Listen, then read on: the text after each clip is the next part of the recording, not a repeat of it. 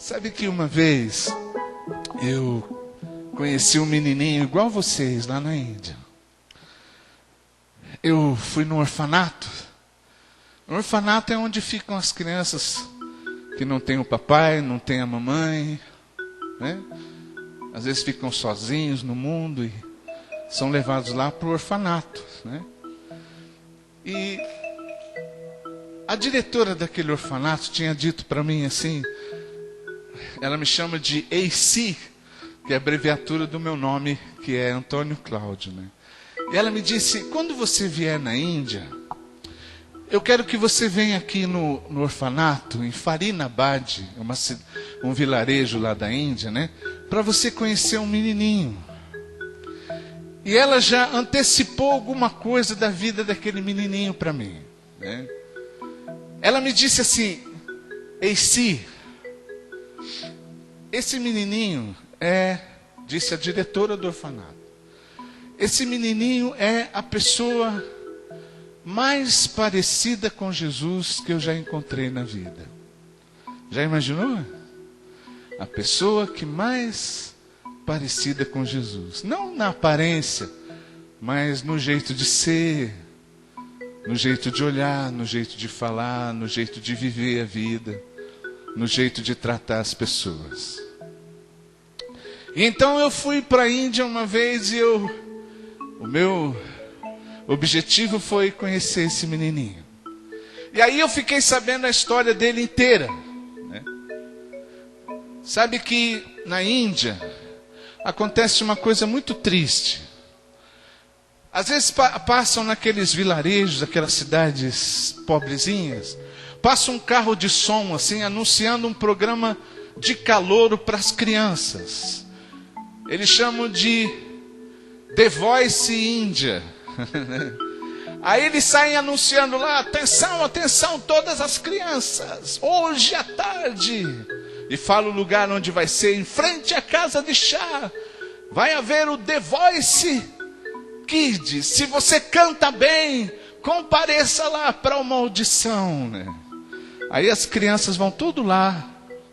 E eles dizem, a melhor voz da região vai fazer um filme lá em Bollywood, que é onde se faz mais filmes que Hollywood.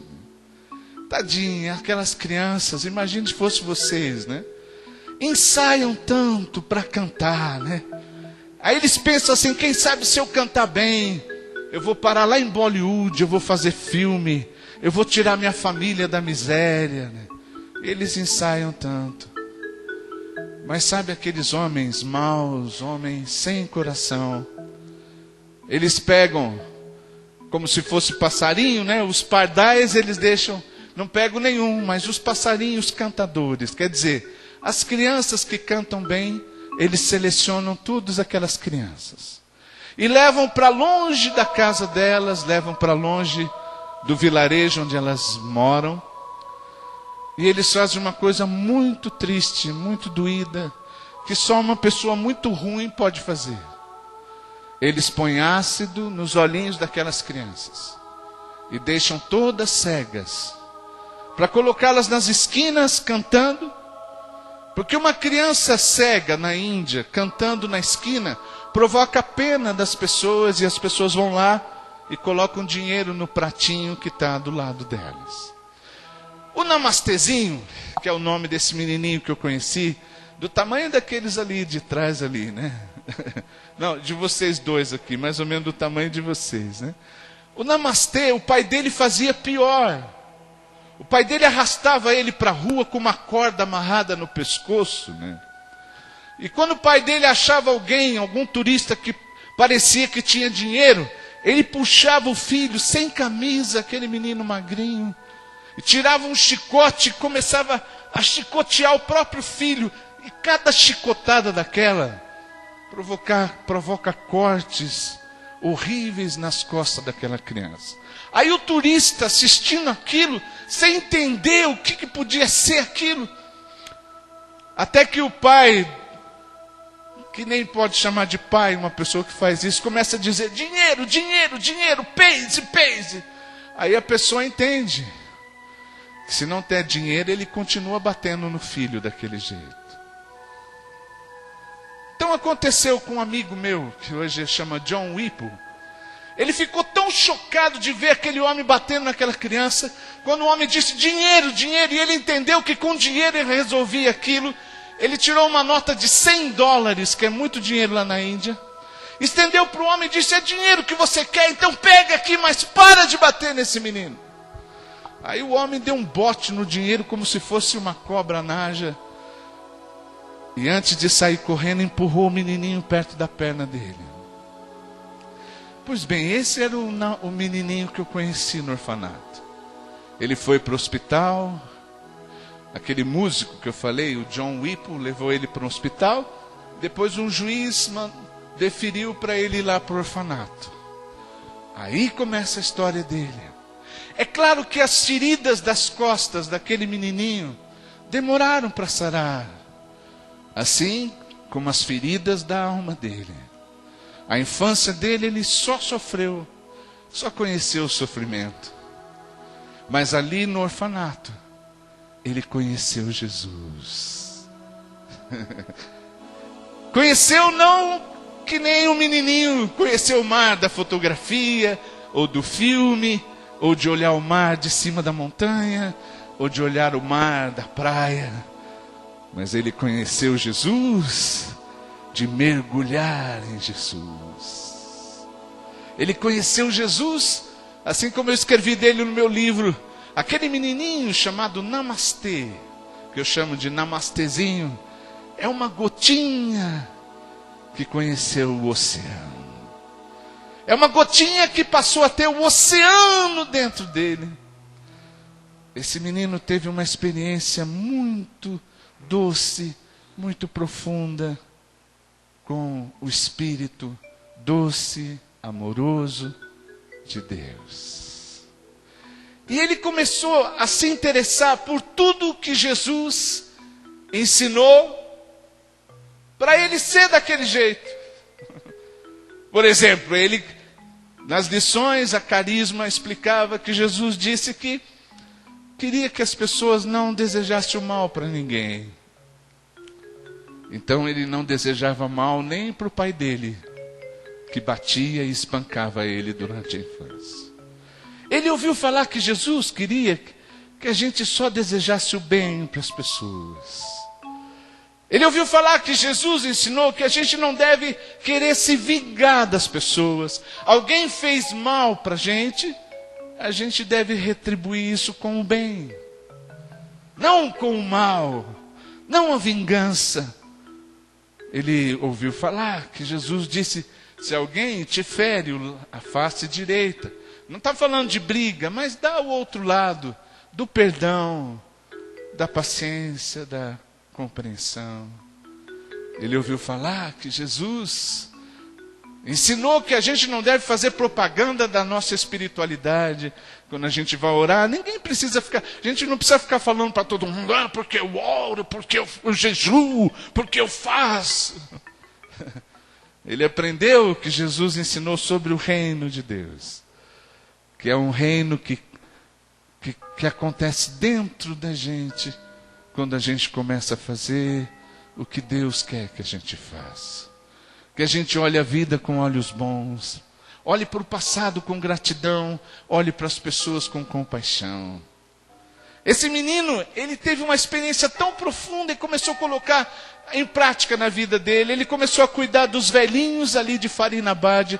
Todo dia ele ia na casa daqueles velhinhos e via o que eles precisavam. E andava 40 minutos até a cidade e trazia o remédio, as coisas que faltavam na casa. Os comerciantes já o conheciam e proviam a listinha dele. O dia que eu fui lá conhecer esse menininho, eu levei uma bola novinha para dar de presente para ele. Eu cheguei lá com aquele pacote, uma bola novinha. Você queria ganhar uma bola novinha? Cheirando a couro. Quando eu dei aquela bola para ele, eu não me livrei dele, porque ele veio beijar os meus pés, e eu não livrei. Não faz isso, não faz isso. E enquanto ele não beijou meus pés, para demonstrar o quanto ele estava agradecido, ele não sossegou. Depois eu tive que convencer ele, Porque ele gostou tanto da bola que eu tive que convencer ele que bola não é para beijar. Eu falava, namastezinho, bola não é para beijar, é para chutar. Mas ele tinha tanto medo de estragar, porque aquilo continha sonhos, continha vida, que ele dava um chutinho na bola, a bola não dava nem meio metro. Mas eu tive que explicar que a bola é para chutar mesmo. É para brincar de chutar um para o outro, de correr lá para o gol. Aí quando ele entendeu, ele chamou todos os amiguinhos dele. E eu fiquei assistindo aquele jogo. Foi o jogo mais bonito que eu vi na minha vida. Correndo atrás da alegria. Terminou o jogo. Ele não escondeu a bola. Ele só lavou a bola e deixou num lugarzinho. E eu falei para Carisma, ele nem guardou a bola. Ela me disse assim, a diretora do orfanato, Eici, a bola não é dele. A bola é de todo mundo. A bola é de todo mundo. Ele era um menininho com um coraçãozinho assim. Aí, num dia, eu falei sobre ter compaixão. Eu estou acabando já o que eu vou falar. Sabe o que é ter compaixão? Ter compaixão é sentir a dor do outro como se fosse sua própria dor. A dor está doendo no outro, mas a gente sentir como se doesse na gente.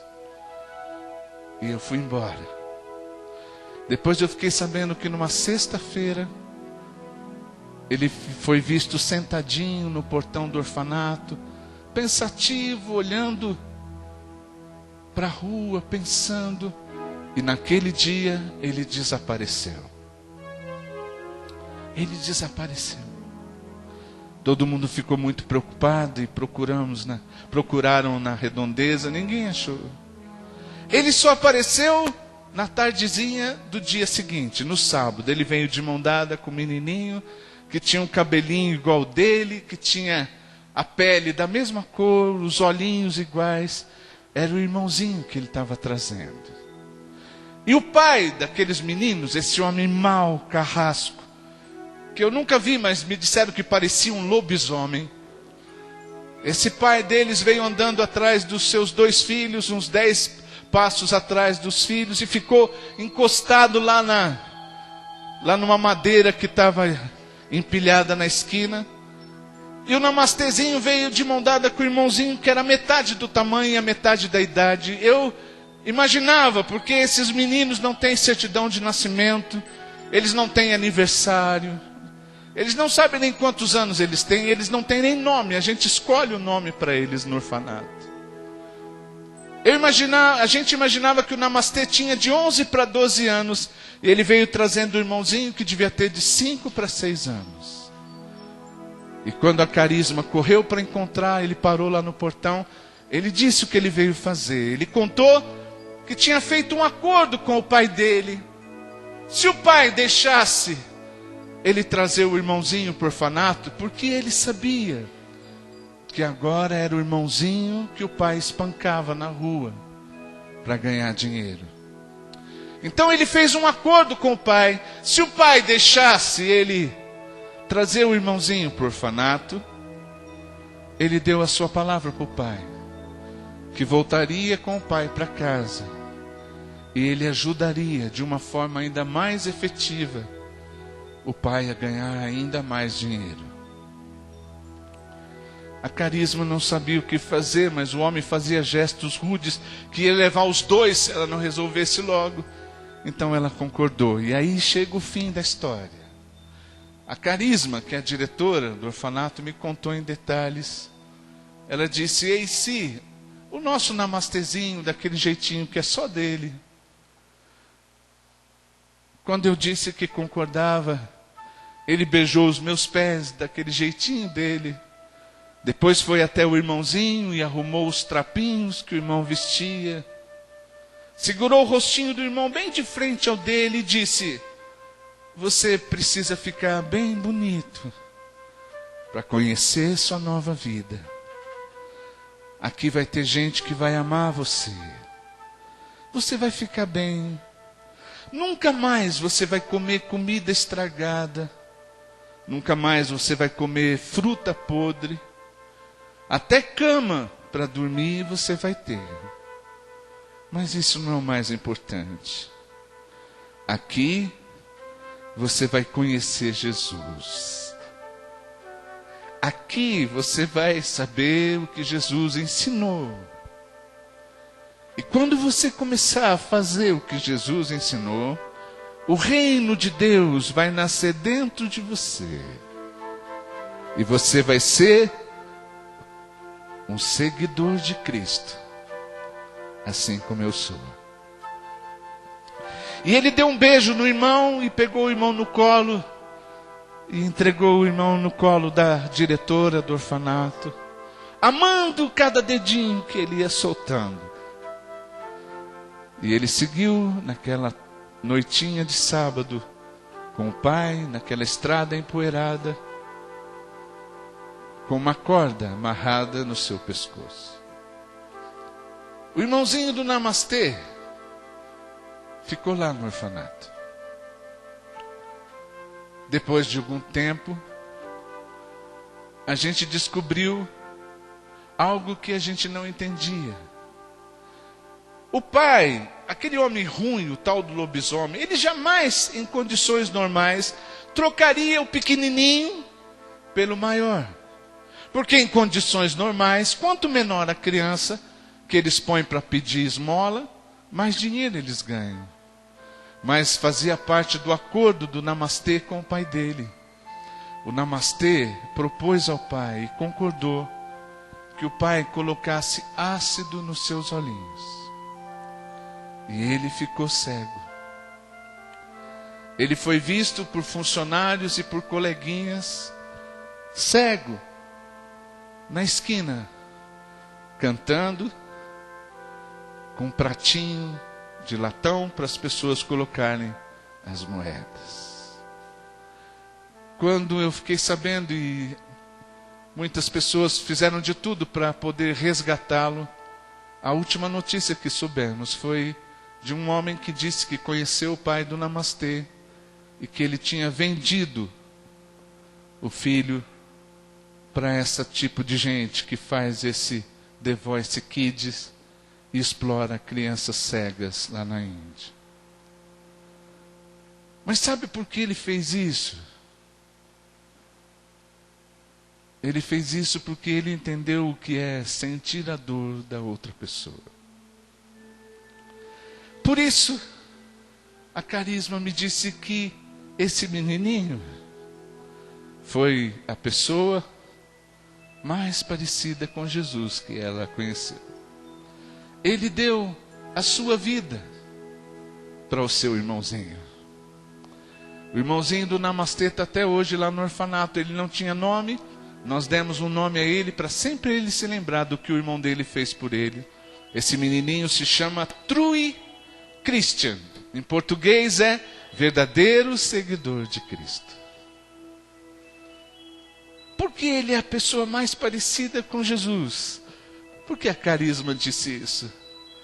Porque Jesus deu a sua vida e morreu em nosso lugar, para que a gente fosse salvo, para que a gente fosse feliz. O Namastê deu a sua vida para o seu irmãozinho. Eu queria orar por vocês. Talvez não precise você fazer uma coisa dessa, é claro que não. Mas a gente pode dar mais da gente pelo outro. A gente não precisa ser egoísta com as nossas coisas. Ninguém mexe, isso aqui, essa bola, só eu que chuto. Esse brinquedo ninguém mexe. A gente pode desfrutar aquilo na medida certa. E a gente poder partilhar com um amiguinho, partilhar com um irmãozinho. Não só as coisas que a gente tem, mas aquilo que a gente é. A gente pode tratar bem as pessoas, assim como a gente gosta de ser tratado. É assim que Jesus ensinou. É assim que a gente deve ser. Deus, eu te agradeço por poder, Senhor, falar com essas crianças nessa tarde, Senhor. cheio de esperança, Senhor, de que, assim como aquele menininho conheceu o mar, de mergulhar no mar, essas crianças possam mergulhar em Ti, Senhor. No ensinamento de Jesus, conforme elas vão crescendo, Senhor, que possam trilhar essa longa estrada da felicidade, essa longa estrada da vida, essa longa estrada que é rumo a Deus, rumo à perfeição, se aperfeiçoando a cada dia. E o Senhor cuide delas, Senhor. E o Senhor as abençoe em tudo na vida delas. Eu oro no nome de Jesus. Amém. Namastê. Até um dia. Deus abençoe.